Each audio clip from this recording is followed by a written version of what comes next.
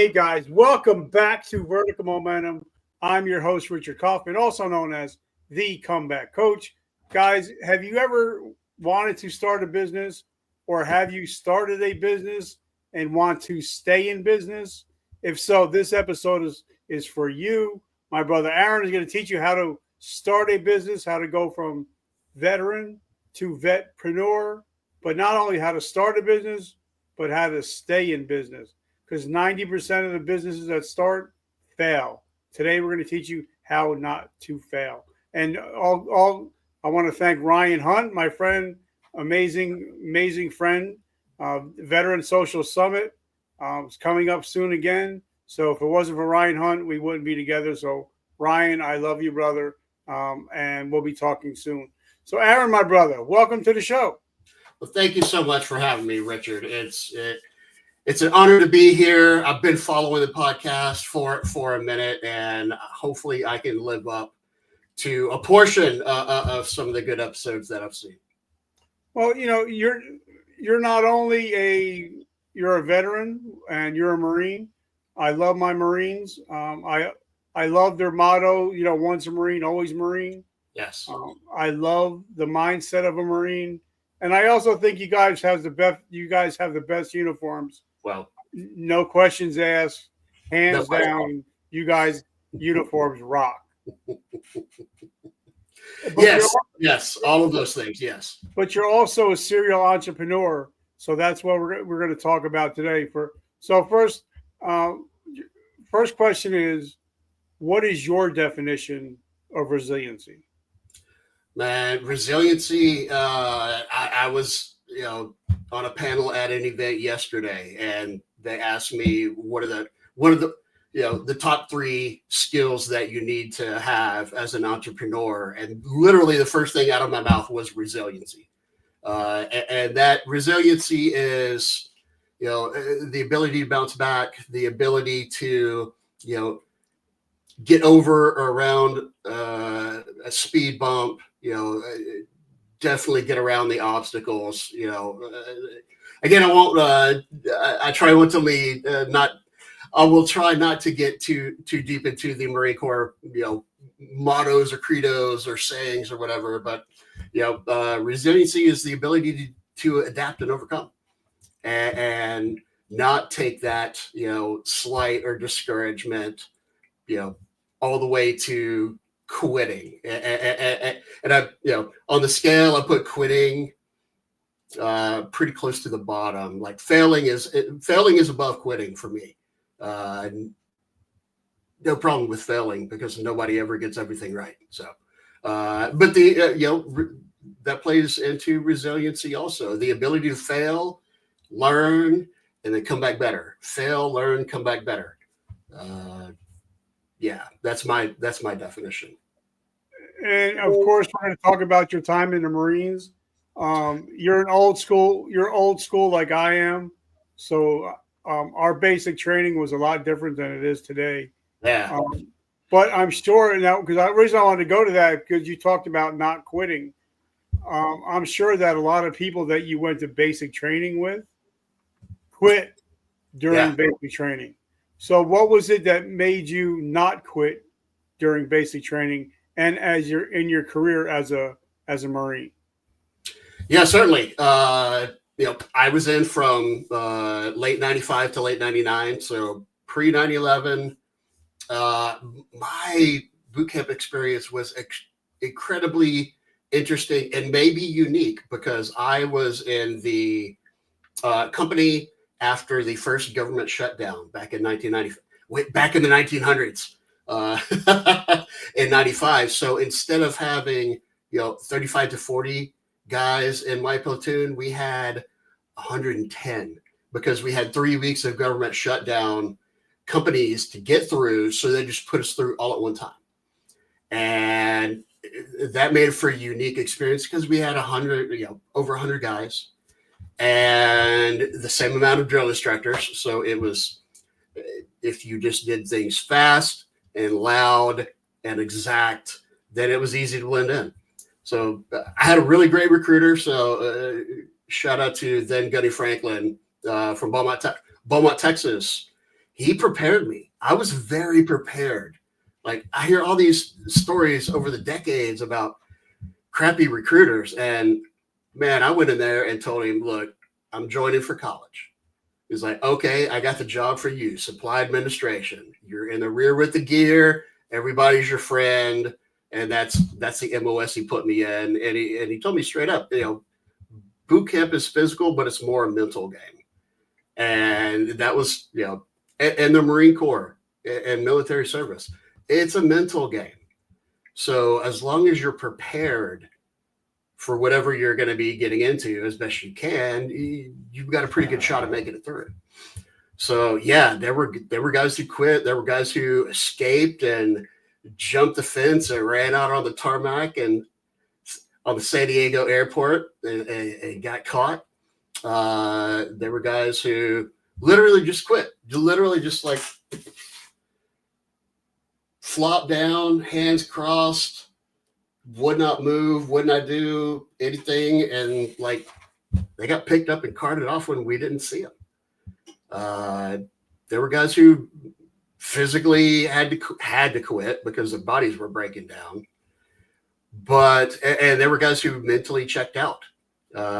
We almost had a full metal jacket situation where second phase coming off of the rifle range, first week, and we're going through the regular like pat down when we get back to the barracks, and one of the guys is getting patted down.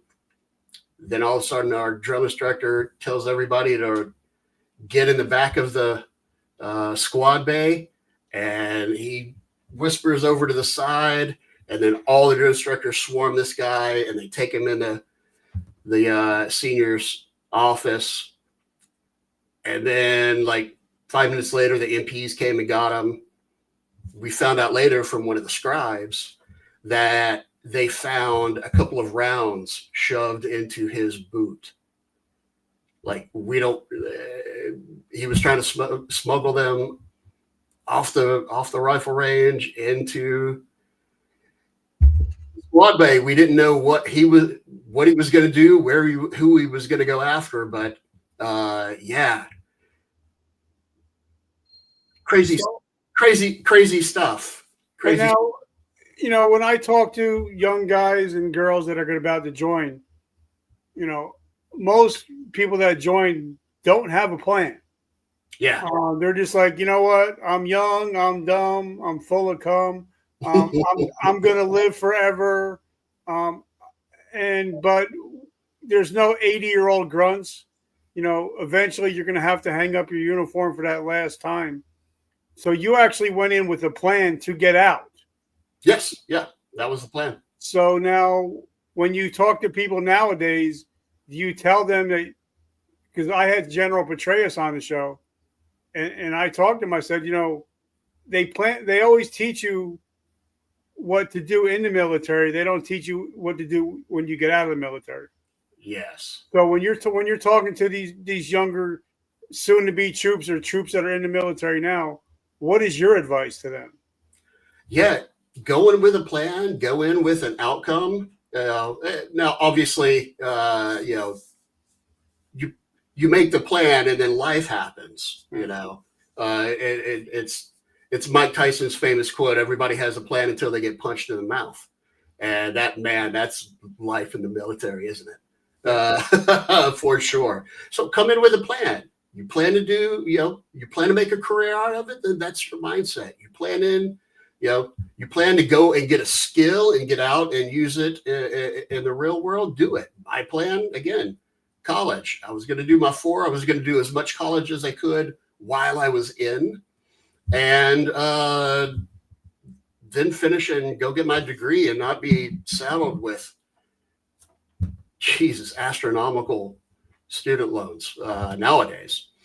So, yeah, go in with the best plan that you've got. Now, once you're out,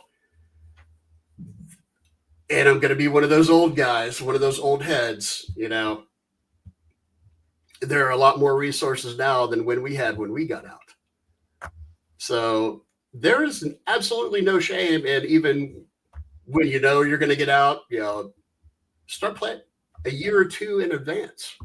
Have a year-long plan, have a 6-month plan. There are tons of resources out there, free, no cost, extremely low cost. And nowadays, you can plug into this magnificent community that we have. You could go on LinkedIn and find anybody.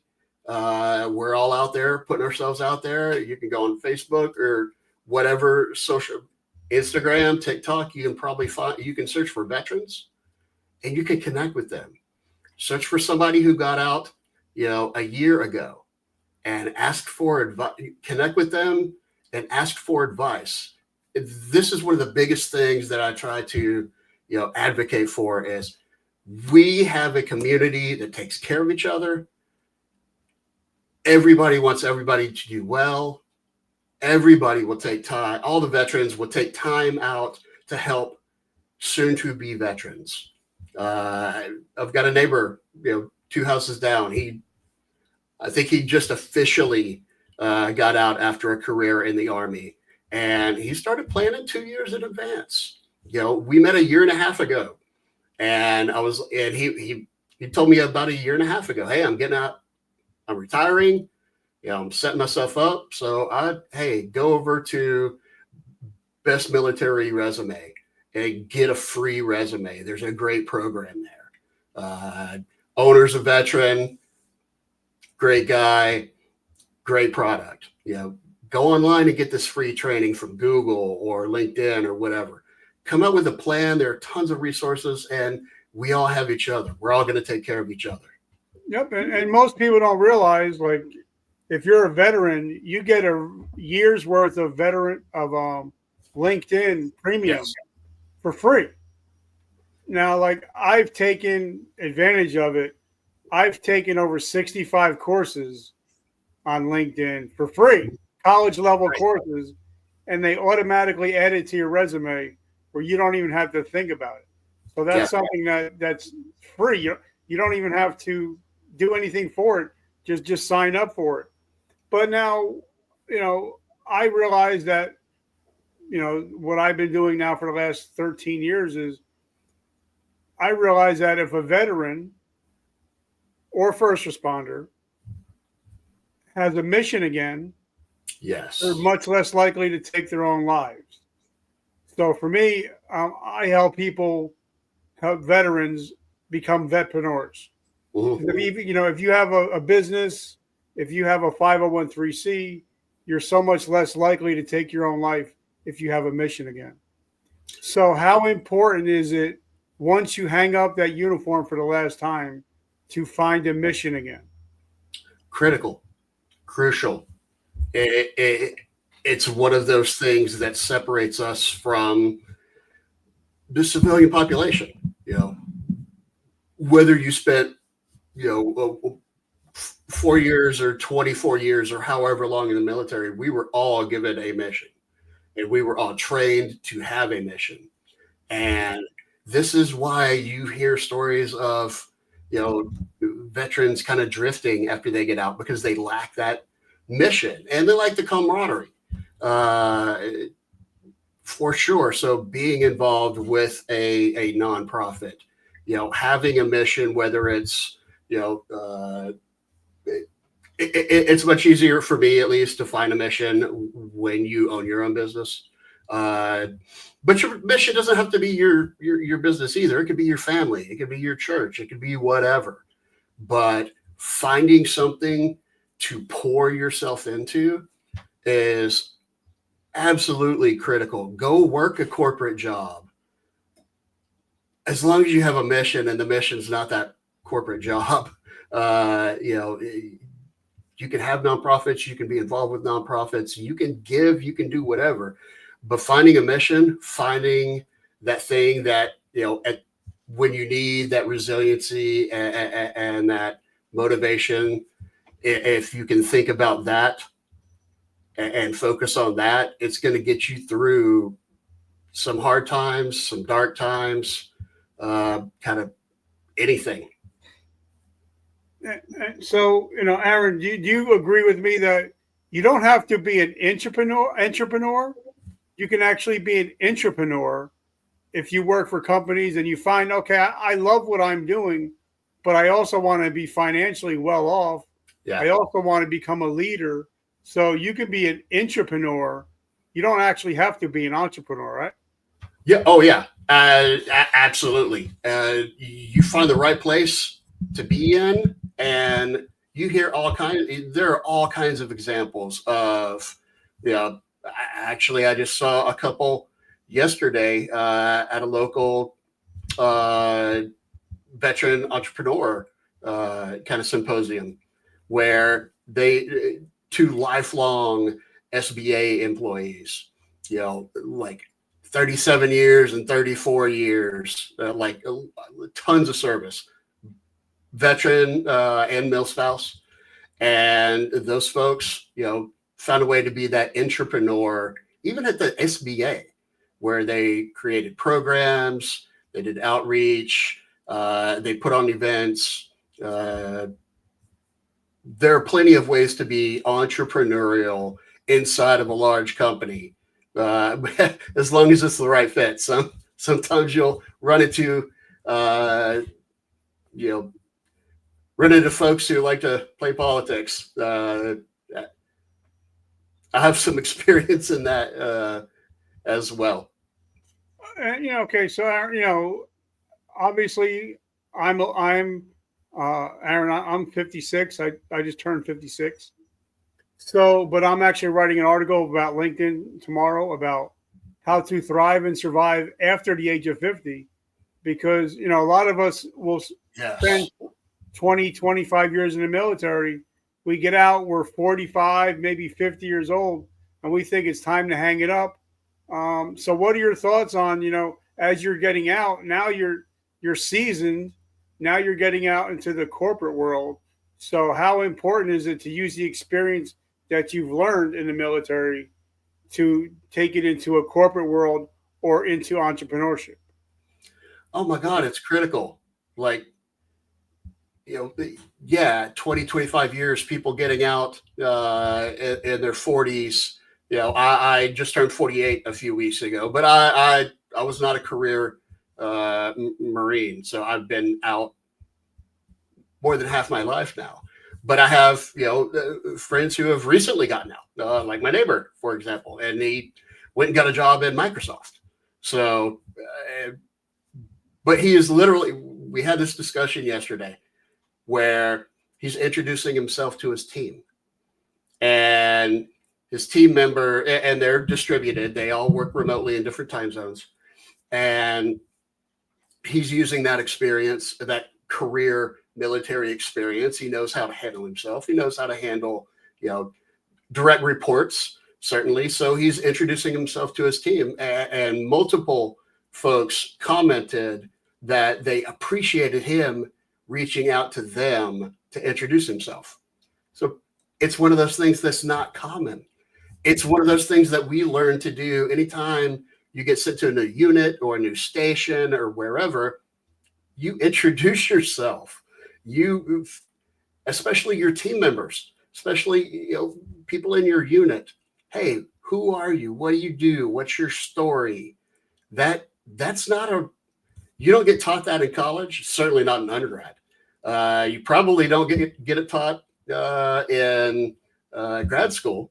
So these are things that people have to kind of learn on their own in corporate America. But we've already received that education. We know how to work with people from different places with different backgrounds, and it's an uncommon skill, and it's something that can absolutely be effective in the corporate world. And the same as far as being an entrepreneur, starting a business.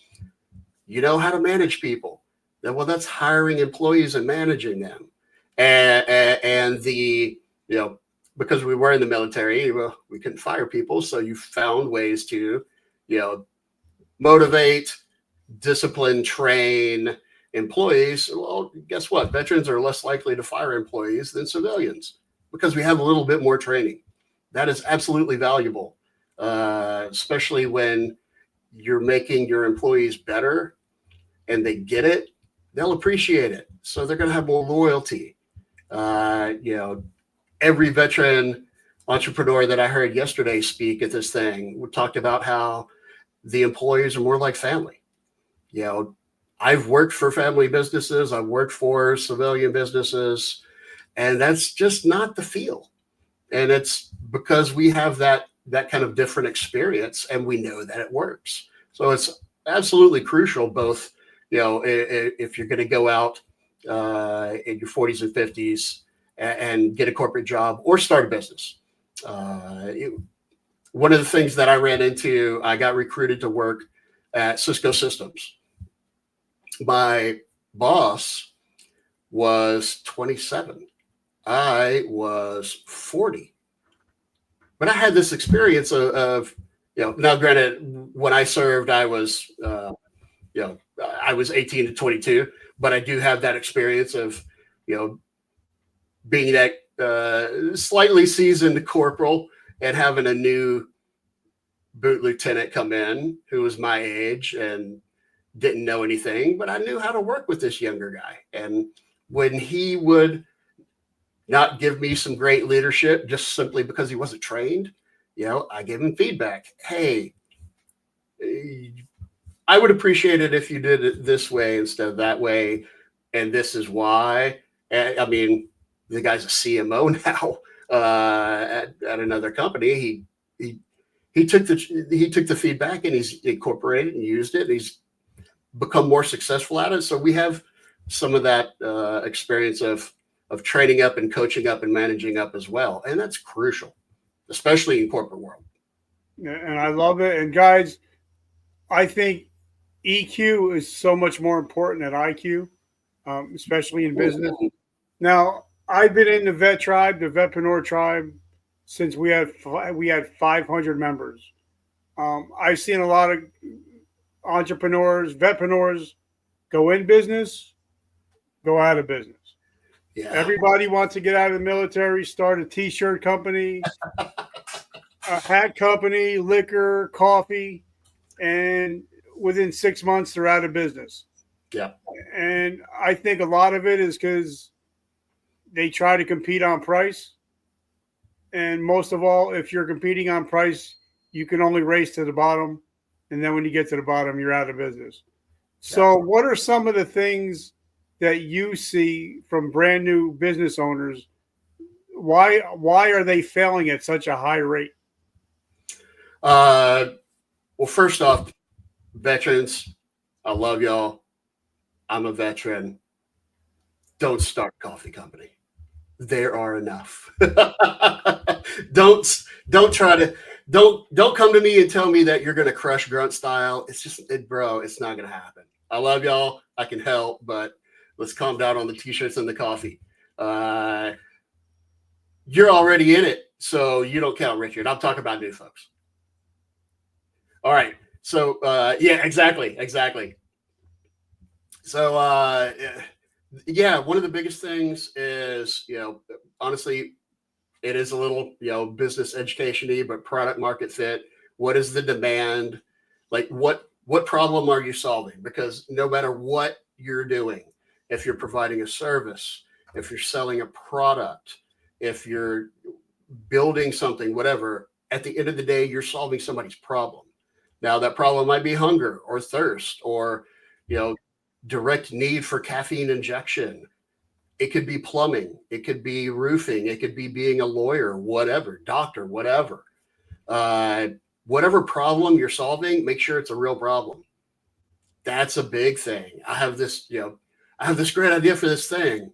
It's like, well, that's great, but what problem are you solving? And are people looking to solve that problem? Or do you have to convince them that they have a problem? That's a much tougher sell. If people know that they have a problem, whatever it is, they want to identify with their group. Well, that's like damn near all apparel these days. I want to be able to see clearly, like there's a ton of different needs that might not be service related. It could be prestige or, whatever. Anyway, you got to make sure that you're solving a problem. Number one. Number two, understand that you cannot do it all yourself. Like, as a former solopreneur, I know plenty of solopreneurs. It's incredibly difficult to try to do everything yourself. You can't learn everything. So a lot of veterans I see, like most of the clients that I work with, I can't think of one in the last 5 years, 10 years that had like everything done, because you can't do everything and you have blind spots. So like the first thing I do for virtually every client is just basic blocking and tackling for marketing. So that's setting up the website correctly. That's, make sure you're tracking everything correctly. Those are some really key things that I see from $100,000 a year solopreneur all the way up to $50 million a year, manufacturers, fencing and contractors, big plumbing group here. They just don't know everything. So you got to make sure that you've got either education and the time and the expertise to do it, or find people who have the time and the expertise to do it. Yesterday I heard a story of a gentleman starting a business, and he paid a law firm $5,000 to start his business.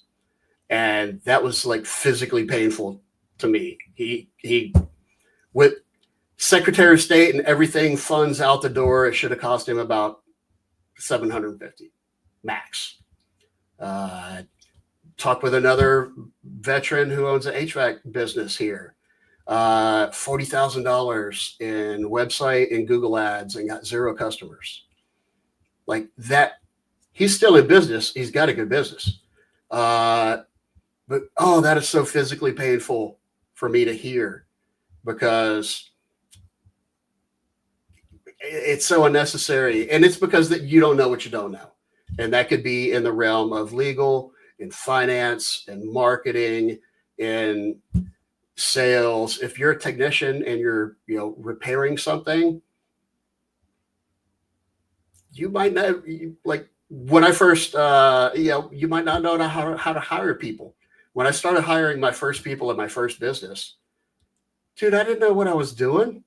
I was literally going to Barnes and Noble, because I'm that old, and like finding books on how to hire people and reading them as I'm like writing job descriptions and doing interviews.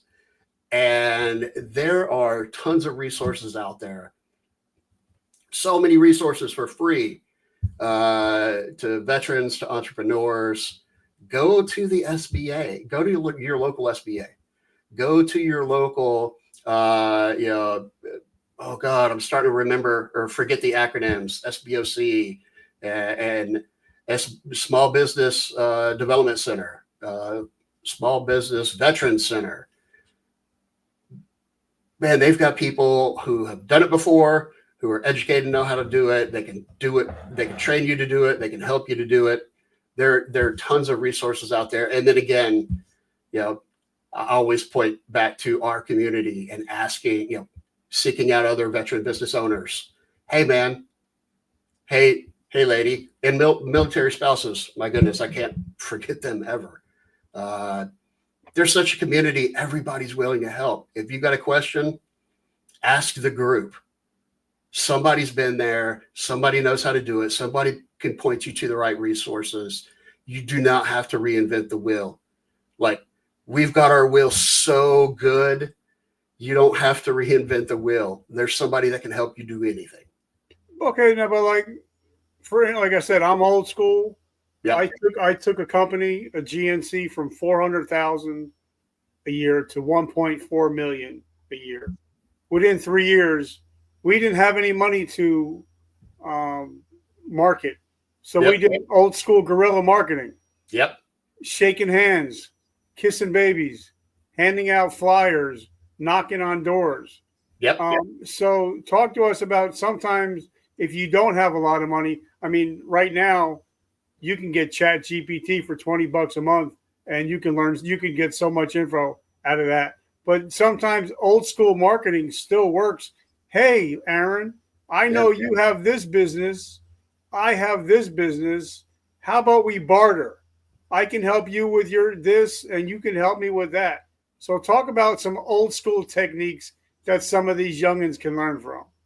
Oh God, yes. It does not have to be digital, especially this younger generation. Like digital is literally how I've eaten for the last 25 years. People, connection, depending on your business, yes, that GNC store, guess what? You're going to have a radius around that store. People are not going to drive more than a few miles to go to a GNC unless they have a personal relationship with somebody there. Yeah. That's how you expand that from 2 miles to 4 miles. You get out there and you make connections with people, knocking on doors, finding a business. Hey, I need a website. You need accounting. I'll manage your website and do some marketing for you if you do my tax returns. Done. Guess what? That just saved me anywhere between $500 and $1,500. There are tons of old school tactics, business cards, flyers. I'm just trying to think of locally. There are so many events that are for free.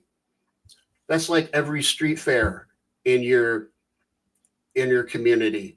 Go and seek out your local VFW hall or your American Legion post, because there is a community there. Making personal connections, like that's what sticks. Hey, I just opened this business.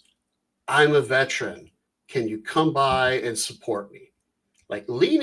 Hey, we earned it. We earned it the hard way. Lean in. I used to, even like when I was younger, I didn't lean into my my service, my veteran status. It is such a tool. It immediately builds trust. It's a proof point. So if you've got a business and you've got a competitor that has a business and you're actively promoting that you're a veteran-owned business, people are going to choose you, all things being equal.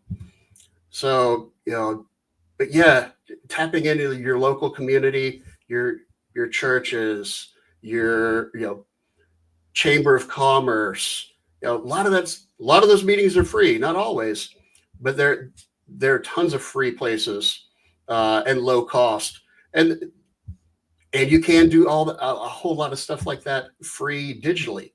You know what? Social media is free. Facebook, LinkedIn, X, Instagram, it's all free. Reach out and find people and connect. Reach out and find people locally. It doesn't have to be all over.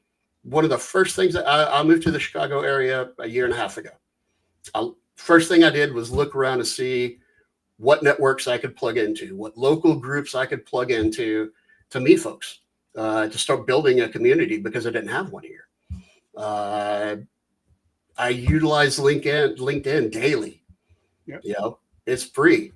I search for veterans with the business title of owner in Greater Chicago area, and I find people and I reach out and I say, hey, I'm a veteran. I have this small business. Let's connect to see if we can refer business together or work together, or what have you. I met a fellow vetrepreneur who's in digital marketing yesterday. I'm like, hey, what do you do? This is what I do. We're not competitors. Like, we're competing against, the huge agencies. We're not competing against each other. Let's find a way to work together. Collaboration is the best tool possible. Hey, let's work together. Let's co-sponsor something. Let's co-advertise something. Then you're leveraging both of your networks, or you're plugging into a new network. There are lots of ways that you can do this old school for free.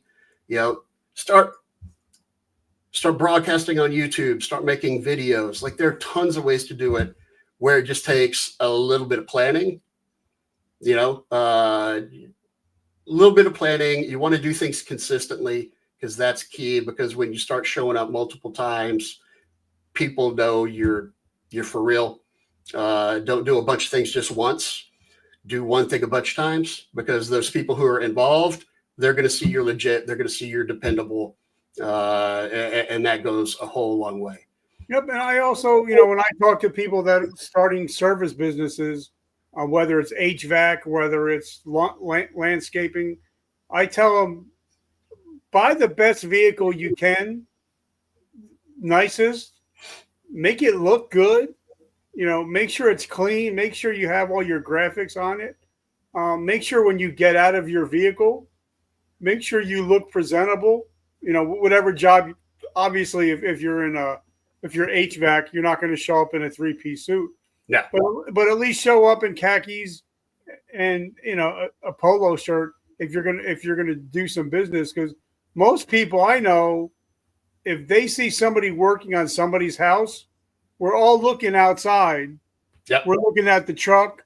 We're looking at the people that are going in and out. And we're like, hey, if I need that service, I'm going to go talk to the neighbor and get information on this guy. But if their vehicle looks like trash, and if they look like trash getting out of their vehicle, then I'm not going to hire them. No. What are your thoughts on that? 100,000%.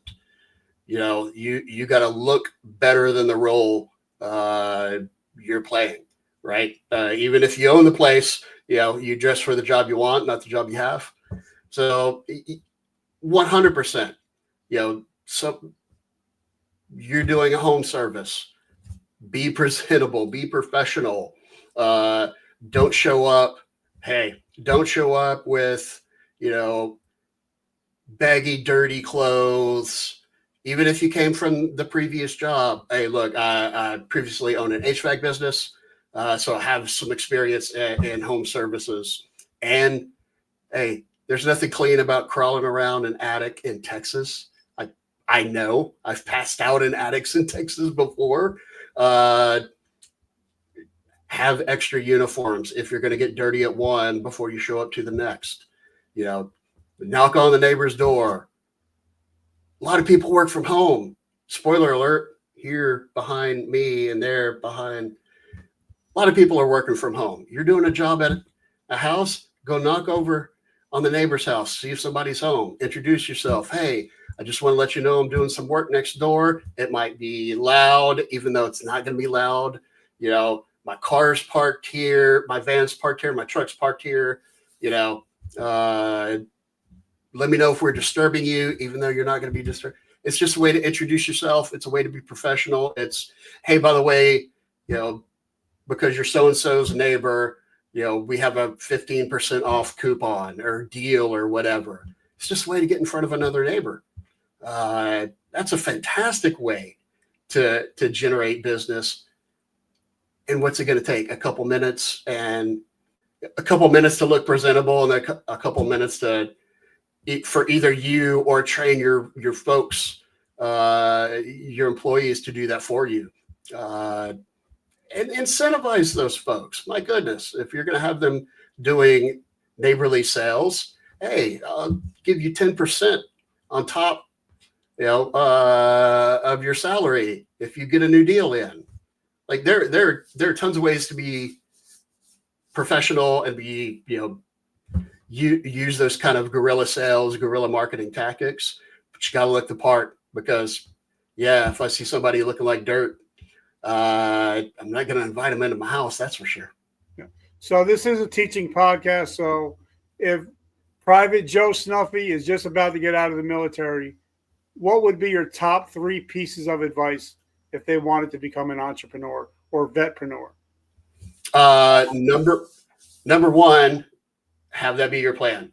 And I know some folks getting out know they want to own a business, but they don't know what they want to own a business in, which is perfectly fine. I've been in that situation before.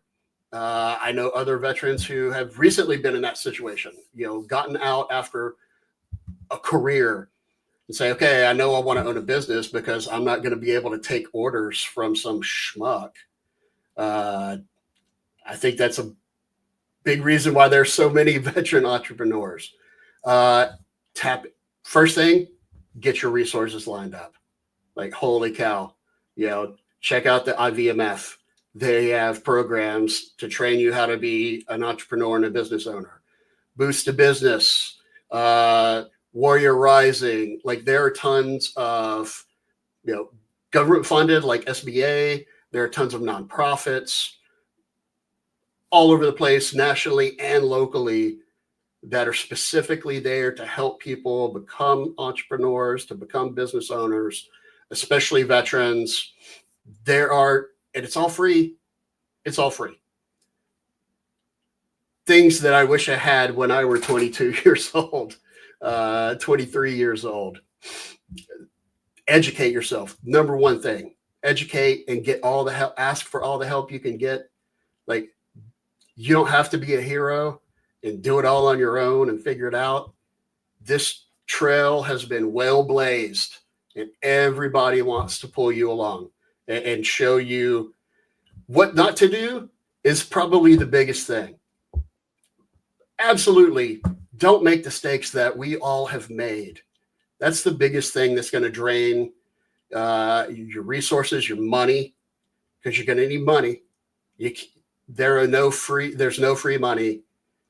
You got to be prepared to, launch this business and be hungry for a while, because the likelihood of you starting a business and you're profitable in the first month, virtually none.